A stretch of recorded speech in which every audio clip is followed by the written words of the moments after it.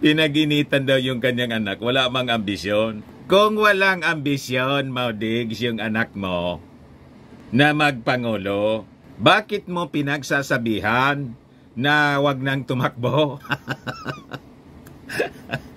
Di ba? Kontra-kontra po yung inyong statement.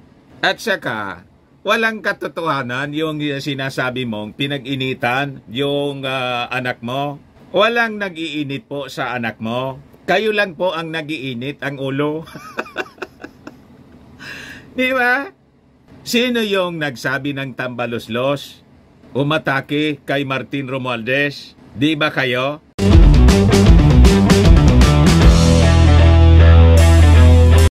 Inulit muli mga kababayan ni dating Pangulong Digong yung kanyang unang sinabi na ayaw niya daw na tumakbo bilang Pangulo ng ating bansa, si Inday. Ayan po, mga kababayan, yung sabi ni Maudigs. Ako kay Inday niya, sabi ko, huwag ka nang mag-ambisyon, anak kita. Pinaginitan niya ninyo yung anak ko, wala mang ambisyon. Kontra-kontra po yung mga statement ni Maudigs sa kanyang programa po. Sabi mo walang ambisyon, pero pinagsabihan mo na wag nang mag-ambisyon. Wag na nga tumakbo. Ba't mo pagsasabihan yung anak mo na wag nang tumakbo kung walang ambisyon? Di ba? Hindi mo na kailangang pagsabihan kasi sabi mo wala mang ambisyon. Yan niya, Mr. Maravillas, di ba si Maudigs wala ding ambisyon na magpangulo? Yun nga po. Sabi niya, ayaw niyang magpangulo. Ayun, nagtapos ng kanyang turno sa pagkapangulo. Di ba? Ganon. But before ko mga kababayan ibigay sa inyo yung full story, click subscribe muna dito sa ating YouTube channel and hit the notification bell para lagi po kayong updated ng mga kaganapan dito sa ating bansa. Huwag na rin po ninyo na skip yung ating mga commercial ads para tuloy-tuloy ang pag-unlad ng bagong Pilipinas. Tapos like and share na rin po ninyo para marami yung makapanood. Sa mga naghahanap pala po ng malinis at spacious fitness gym, punta lang po kayo sa aming Colossal Fitness Gym.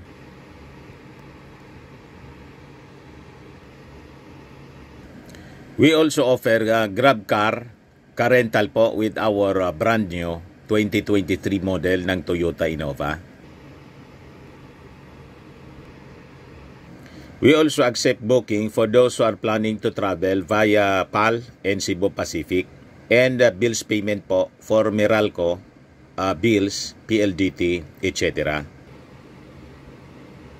Ang Colossal Fitness Gym po is located at 3rd floor, Security Bank Building, Lanco Business Park, Legazpi City, Albay. For your inquiries, look for Jilon Maravillas. Contact number po 0966-802-0949.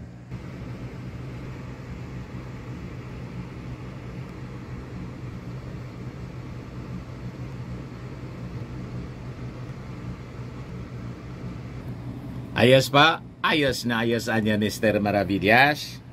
Ayan po yung balita. Yung balita ngayon po.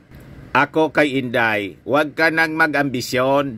Sabi po ni Maudigs, former President Rodrigo Duterte appeals to his daughter, Vice President Sara Duterte, to set aside her political aspirations.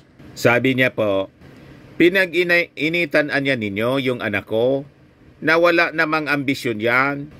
Pasalamat na kami sa Diyos, Pastor. Binigyan si Inday ng Vice Presidency, ako ng President, si Pulong Congressman, si Baste Mayor. Tama na yan, para sa akin, okay lang. Pinaginitan daw yung kanyang anak, wala mang ambisyon. Kung walang ambisyon, Maudigs, yung anak mo na magpangulo, bakit mo pinagsasabihan na wag nang tumakbo? Di ba? Kontra-kontra po yung inyong statement.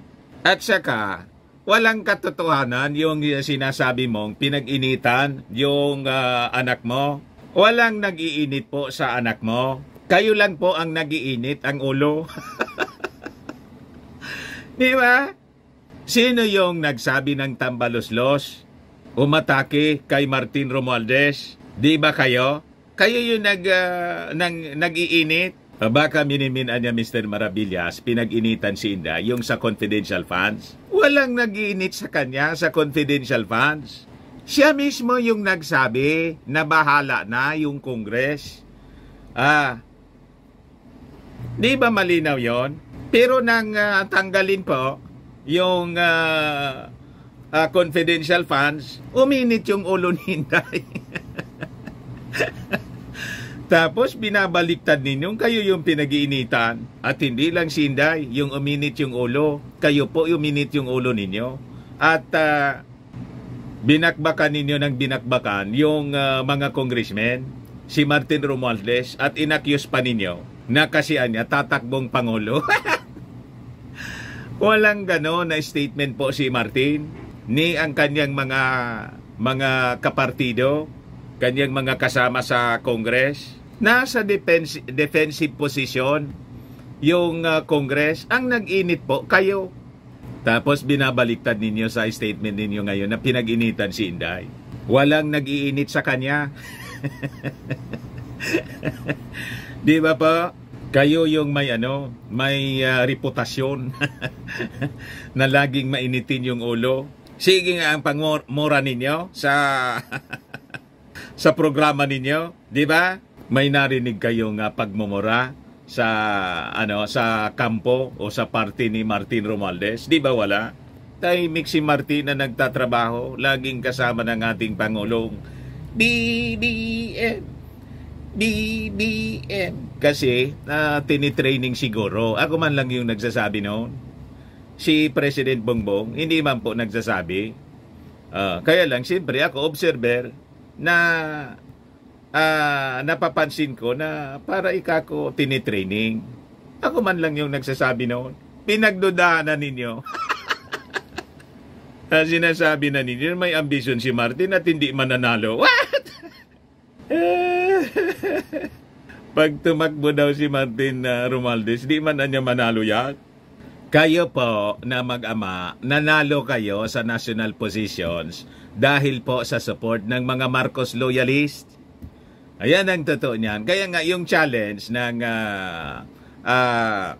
ilan sa narinig ko na mga Marcos loyalist, may nag-comment po sa video ko po. Pag yan niya si Inday, humiwalay. Kaya niya, hindi yan umihiwalay. Pag umiwalay niya yan sa unity, siguradong bubulosok yung ratings niyan. Kasi ang dami ng approval ratings po, trust ratings kay Inday, yung mga Marcos loyalist man lang po. Pag na-turn off po yung mga Marcos loyalist, umiwalay siya, at tapos yung less than 1 million na lamang niya kay President Bongbong Marcos, di ba 32 million plus siya? 31 million naman po plus yung ating Pangulo. Yun ang mga kababayan maiiwan sa kanya. Yun man lang po yung mga DDS. Challenge natin. Subukan ni Inday na humiwalay sa mga Marcos kung hindi bumulusok yung ratings ni Inday. Ngayon nga po bumubulusok na yung approval ratings, trust ratings ni Inday. Pumantay na po si Martin. Bakit pumantay si Martin? Kasi nahahalata ng mga mamamayang Pilipino, ng mga Marcos loyalist na ang tinitraining po ni Pangulong Bongbong na successor niya, si Martin. At si Martin, very supportive sa kanyang pinsan. Di ba? Kambal dikit po yung dalawa. Sabi diyan, mga kababayan ni Maudig, ako kay Inday, do not, huwag ka nang mag-ambisyon. Anak kita, ibigay mo na sa yung mga gustong, ibigay mo na yung bayan sa kanila, and let us see what will happen to this country. Kita mo na, masyadong assuming si Maudigs na Pinalalabas niya mga kababayan, sila lang yung magaling.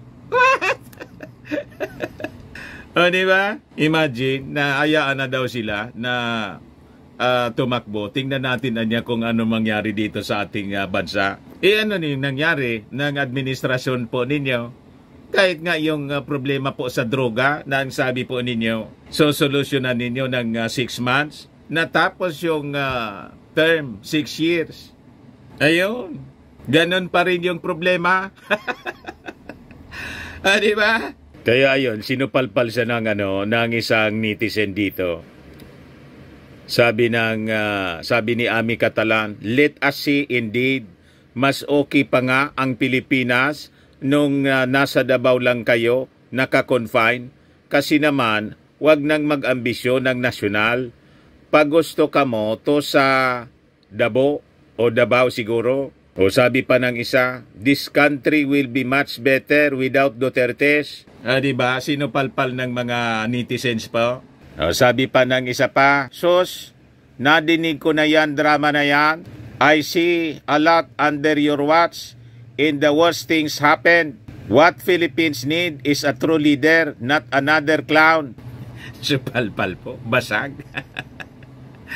Basag na basag si Maudigs sa mga netizens po. Sabi pa ng isang netizen, si Mendoza Irene, don't say it please. Do it. Tell your daughter to step down for the good future of Philippines. Tell her to resign from DepEd. Sabi ni Dan Barbosa, spare the Philippines from your ambition or greed. Inday, we already suffered enough due to your father mess. Enough is enough. Sabi ni Elvis Hironaga Civiliano, ambot ni mo digong oy, dili na mi mutuo. Sabi ni Payoli, joke time. Kita mo, wala nang maniwala kay Maudigs. Pero anya Mr. Maravillas, sa'yo ano yung position mo? Ako po, mas gusto kong tumakbo si Inday. Mas okay po yung maraming gustong maglingkod. Di ba? At tumakbo si Inday, tumakbo si Martin, pagkapangulo, o kung sino pang gustong lumaban sa pagkapangulo sa 2028. Mas maganda po na marami tayong pagpipilian na mga gustong maglingkod. Di ba? Kaya nga po eleksyon. Tumakbo lang kayong lahat. Para masaya kami na mga vloggers. Marami kaming kwento. Ganun pa. O ngayon, sa iba pang kwento, sabi rito, is Romualdez undermining VP Duterte ahead of potential 2028 showdown? Majority leader says no. Sabi po ni House Majority Leader Zamboanga City 2nd District Representative Manix Dalipe. Wala man anyang ganon. Wala man talaga po. Sila man lang ang nagsasabi ng ganon.